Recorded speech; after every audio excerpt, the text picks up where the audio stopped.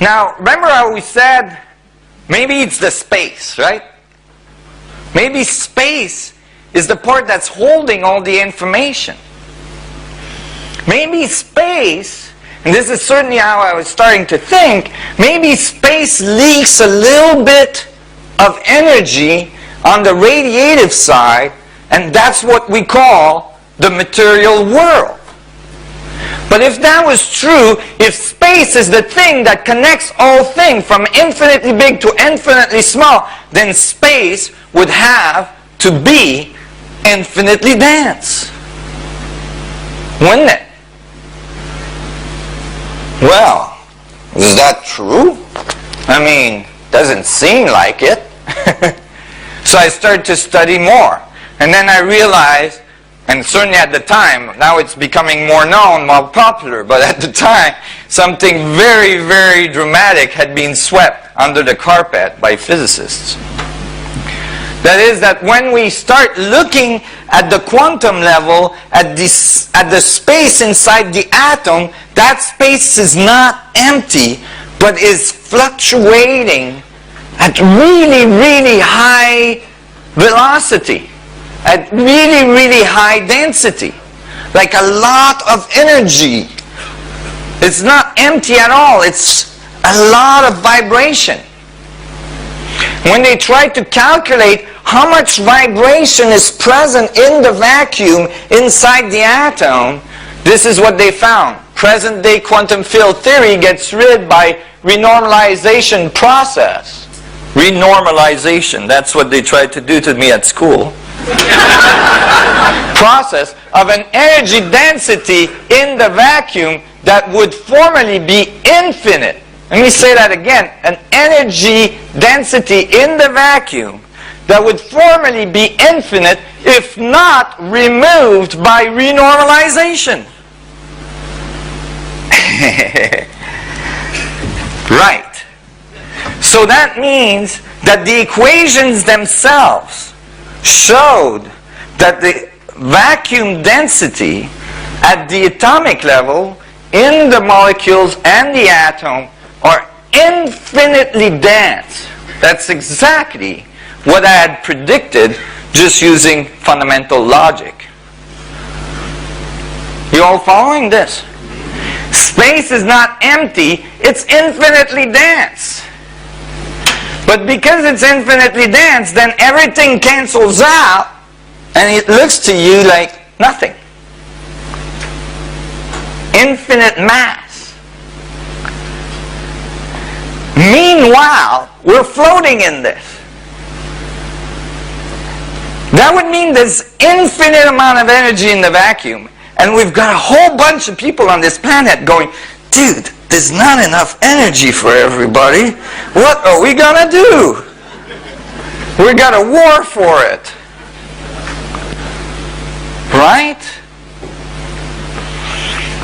Well then, when an equation gives an infinity like that, in physics it's not acceptable. It has to be renormalized. That is, you try to find a constant that you can apply to it so you get a finite number.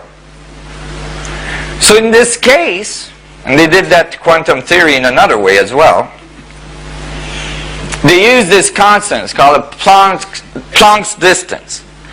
You can think of the Planck's distance as the minimal amount, the smallest wavelength that the universe can do, calculated from our physics using, electromagnetic theory and gravitational theory and so on. This is what we calculated is the teeniest thing that the universe can do. It's 1.616 multiplied by 10 to the minus 33 centimeters. So you guys all understand exponents? Like if 10 to the minus 33 means there's a decimal point, 33 zeros, So it's very, very small. Extremely small. Billions of times smaller than an atom. So, do I believe this is the smallest thing the universe does? Absolutely not. However, I believe that this is the fundamental boundary condition that defines our relationship to the universe. That is, from our boundary condition, from our scales, this is the smallest thing we experience. So they took that number and they said, okay, so how many of these little vibrations can I put in a centimeter cube of space? And that will give me a finite number for the density of space. You all following this? Good. Just making sure. So they made little vibrations of 10 to the minus 33 centimeters. They stuck them all in a centimeter cube of space. They counted them all. And since, you know, for a vibrational rate, you can get a mass, how much it weighs. The mass of the Planck's distance is 10 to the minus 5 grams.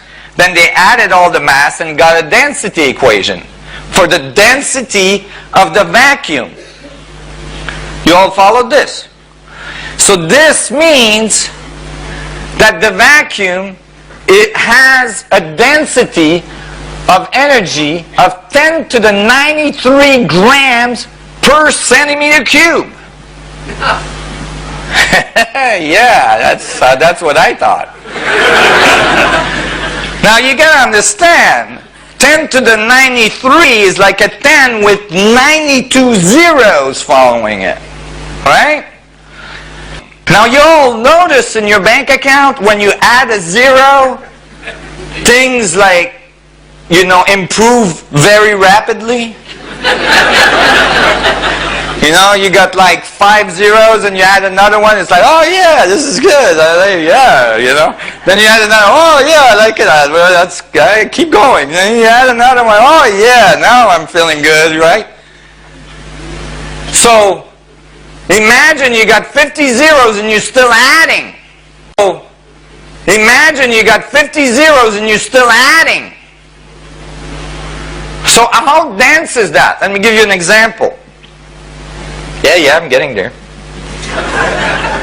If you take a centimeter cube of space and you were to take all the stars in the universe we see with the largest telescope, billions of stars, right? There's billions of stars per galaxies. There's billions of galaxies. Most stars are much larger than our sun. Some of them are larger than our solar system. And we grab those, like quasars and stuff, and we grab all that stuff. We squashed it all into a centimeter cube of space with a huge trash compactor or something. Imagine how dense that would be. How energetic that would be, right? Well, you would still be off by some 39 orders of magnitude, right? Because you would have a cube of a density of 10 to the 55th grams per centimeter cube.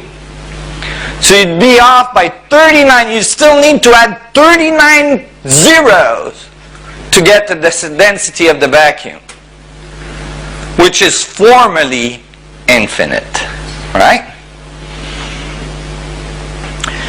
Do you think that the physicists that discovered this stopped and said, hey, maybe we need to consider this in our physics? No. They looked at that number and said, oh my God, it's actually called the vacuum catastrophe. It's like, oh, what do we do? Just ignore it, brah. That's if you're studying in Hawaii, you know. If you're here, you'd say, ignore it, mate. Little translation for you guys. And